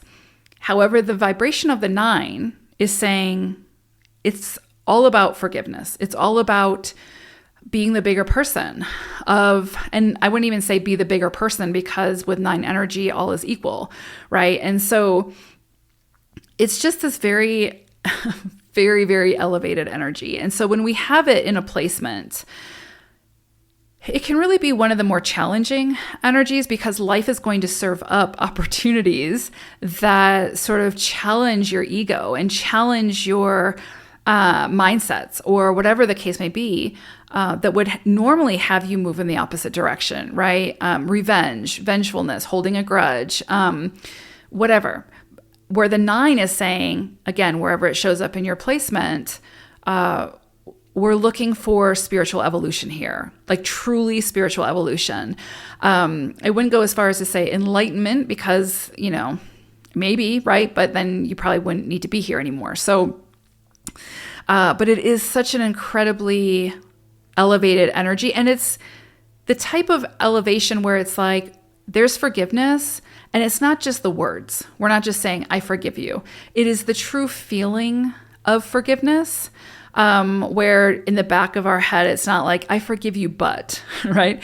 So the 9 is going to say, how can we get to that place where there is true forgiveness, true unconditional love, true compassion for not only self, but all, right? Because the 9 really does encompass the all. Where the 1 is self, the 9 is all. So again, humanitarianism, compassionate energy, very, very beautiful, but not an easy energy to move through, because it challenges on every single front the ego, right? And so when we have a wounded ego or an inflated ego, this 9 energy is going to pack a big punch. And it's going to be uncomfortable, but it's going to keep coming in, especially if you have this like maturity energy or a life path for sure. That's just a whole nother ball game. But if you have this in like any other placement, like expression, maturity for sure, it just depends on where it would show up. But really anywhere the 9 shows up, it's not easy energy, but it's such incredibly beautiful energy, and the potential to where it can take you is worth the ride, right? Is worth sort of carrying that cross, whatever that cross is for you. Some key notes of this energy, or what we would be asked to sort of move into, would be, now, especially if it's in like, well, not especially, but if it shows up in a cycle, like a year ahead forecast or your diamond or something like that as well, it's really going to emphasize, like sort of in a concentrated manner, some of these themes, which would be about, compassion, forgiveness, again, being sort of the bigger person, looking for the connectivity as opposed to the separation, and how you can achieve that. And if you can't achieve that with the other person, finding a way to do that energetically and in a true energetic fashion, right? Where it's not just, again, lip service, but you truly feel it. It can also bring about like closing out karmic cycles, or closing out, things can fall away, basically, especially things that we feel very attached to, because this is a very selfless energy. So it's really looking to see, how can I serve? And it's really hard to serve something bigger than self if we're attached to things. And so this 9 energy, wherever it shows up, you'll see a lot kind of come in and then close out, come in and close out. It's very cyclical and sort of like the seasons, right? It's showing we can have something, but it's not ours. We're borrowing it, and then it goes away. Have it goes away, just like life, right? And so the 9 really sort of brings that into awareness, how everything is transient and we can enjoy it while we have it, and then we release it when it's time to go. Which can take a lot of strength, especially when we're talking about like relationships or humans like passing on that we're very close to, and going through that grief and those emotions. And the 9 is not saying we ignore the emotions. The 9 is saying we move through those emotions in a very compassionate way for ourselves and others. And we move to a space that's much more elevated, right? Like we move through it, we transmute it, we feel it, we gain the wisdom from the experience, and then we do something beautiful with that, if we're so called, that serves not only self, but others.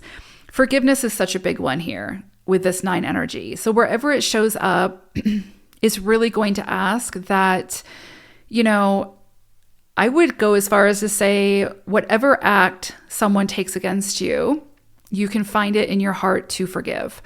And I'm sure I'm probably going to get backlash for that, but that is the vibration of the 9, right? That's why I use the example of, the storyline of Christ and the crucifixion and the resurrection and the forgiveness, right? Because that's like the ultimate, taking another's life and then resurrecting with pure forgiveness. I mean, that is the energy of the 9. So in a nutshell. And so it really is, that big of an energy. Also, this is such an energy of again, like release, letting go, of not clinging to things, not feeling completely derailed if something leaves our presence. But understanding that the experience that we had with that person, place, or thing was beautiful and we got so much out of it. And can we release it with love? Can we release it with compassion, without resentment, or trying to hold on to it too tightly? This energy is absolutely 1000% about building bridges, not burning them. And that can sometimes mean swallowing our pride, moving beyond the ego to a place of really sort of ego enlightenment, right? And so this energy is going to try to bring about healing through forgiveness, through acts of kindness and compassion, to build those bridges. So the ego might be saying, yeah, burn that bridge, build that wall. The 9 is saying, how can we come to an agreement so that we can have a bridge that serves not only you and I, but everyone? And how can we do it in a way that's healing as opposed to harboring resentments? It is incredibly beautiful energy that is very, again, not easy to attain because it requires so much beyond where the ego sometimes will allow us to go. So when this comes in, it can bring about sort of pressure or put focus on where it is that we're holding on to bitterness or resentments of the past or past behaviors. Because if we're holding on to that weight, then we haven't forgiven, then we haven't worked through whatever we need to work through to move on and release not only that lower energy, but also release that person energetically from that tie of the past, which is a big part of forgiveness.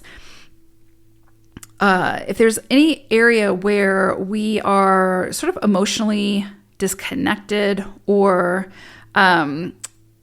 just not open-hearted, open-minded, or too aloof, this energy is going to come in to sort of tug at the heartstrings a little bit, to open us back up to our heart center. And sometimes it's going to be breaking us open from our heart center, right? Through experiences that we may have or whatever the case may be, to really feel that energy, those emotions, and then decide what can we do with these charged emotions, this charged energy, to not only help self, but help others.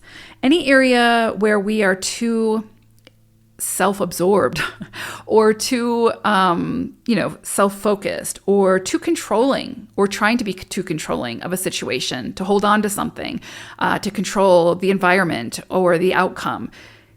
If there's a 9 vibration there, you will see that there are big challenges that come in around that. And a lot of times, like I said, it can be challenges that just bust your heart wide open energetically.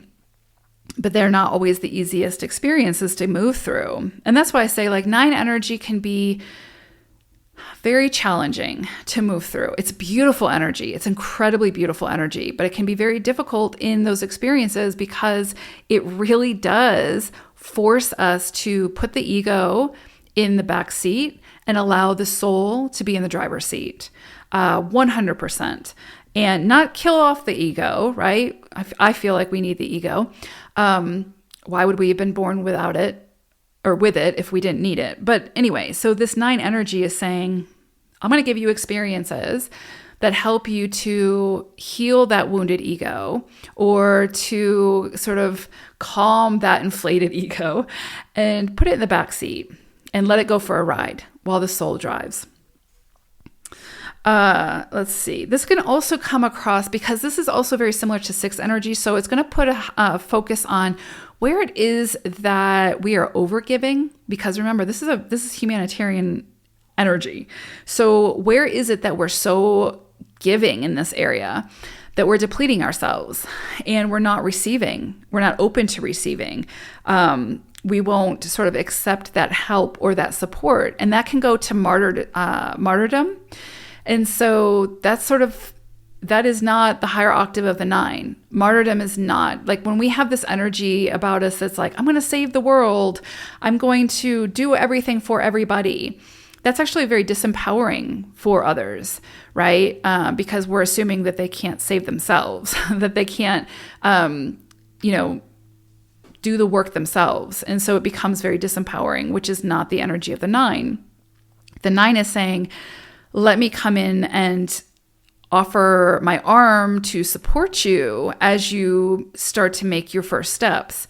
And then we're going to take the training wheels off, and then you're going to go on your own. And so it's a very supportive energy when we're talking about humanitarianism. It's not about doing it for them. And so there is that fine line, and it can be very easy to cross over that where we're like, I'm going to just, the martyr. And it's not a judgment because we've all sort of probably been there, but it's very much the reality check of that's actually holding people back when we step into that energy. So we have to move away from being the enabler and move into being self-empowered and then helping to empower others as opposed to disempowering.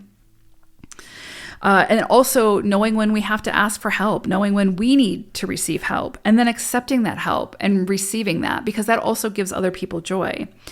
So this is also a very creative energy. And surprisingly enough, even though it can be a very challenging cycle or placement because of some of the more sort of elevated experiences you may have because of this. And when I say elevated, I mean like challenges, like higher challenges, just because it's moving us towards some kind of spiritual evolution, right? In a very big way. Surprisingly, this can also be a very creative energy, right? So it like opens up the channels to your higher consciousness where it's like, the insights and the big ideas and inspirations can come flooding through. This is a beautiful energy also for dreams. 7 energy is big for dreams. 9 energy is big for dreams. And having those inspirations and that open channel. It can also be a period, especially if it's in a cycle, it can be a very romantic period. It can be a time when you meet the love of your life or a soul connection. It could also be a karmic connection that comes in, but that doesn't have to be challenging or any of those things. It can be very romantic, very like, it just makes me think of like the Renaissance area, right? Like just very romantic and highly, just lovely. So that's also possible during, if you move through a 9 cycle. So keep your eyes open for that.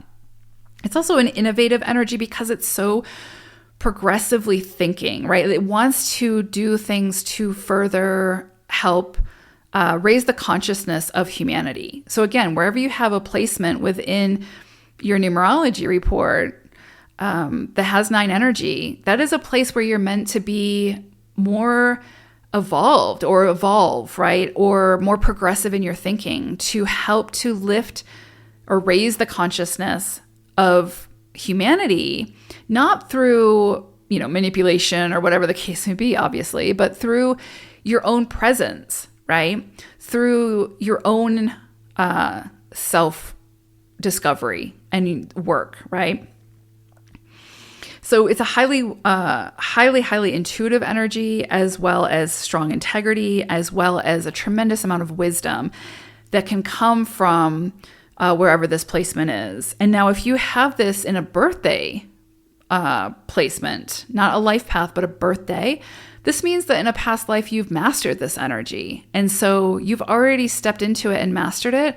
So you are absolutely meant to do something significant with it in this lifetime, right? Now, if it's not a birthday and it's in some area that's sort of like it's new to the soul and you're working through it, then you're going to face the challenges and all those experiences to help you to move into it so that you can do something beautiful with it. But if you have it as a birthday, so if you were born on the 9th, or the 18th, or what else? I can't think off the top of my head. Don't make me do math. I'm just a numerologist. But anyway, if your birthday equates to 9 energy, then you've already mastered this in a past lifetime and it's in your DNA. You can tap into it, but you are absolutely meant to do something with this very significant in this lifetime. And I would look to your expression energy as well as your life path to kind of get a better idea of what that may be. But it's significant and it's incredibly beautiful. Now, of course, I think it goes without saying, or it's implied, how this can sort of contribute towards connectivity as opposed to separation. The word separation isn't even in the same atmosphere as or realm as the 9. The 9 is all about connectivity, building the bridge, coming together, obviously like forgiveness. I want to say to the extreme. So it's all about connectivity. It's all about how can we come together? How can we work together? Because ultimately we're all energy and we are from the same source. And so we're all working for the same, we're all on the same team, right? Whether we want to acknowledge that or not. And then 9 comes in full force to remind us of that and helps to kind of get us back into a vibration where we can do really, really good with this awareness and this vibration. It's just incredibly beautiful. So it's sort of the ultimate when it comes to connectivity is the 9 energy.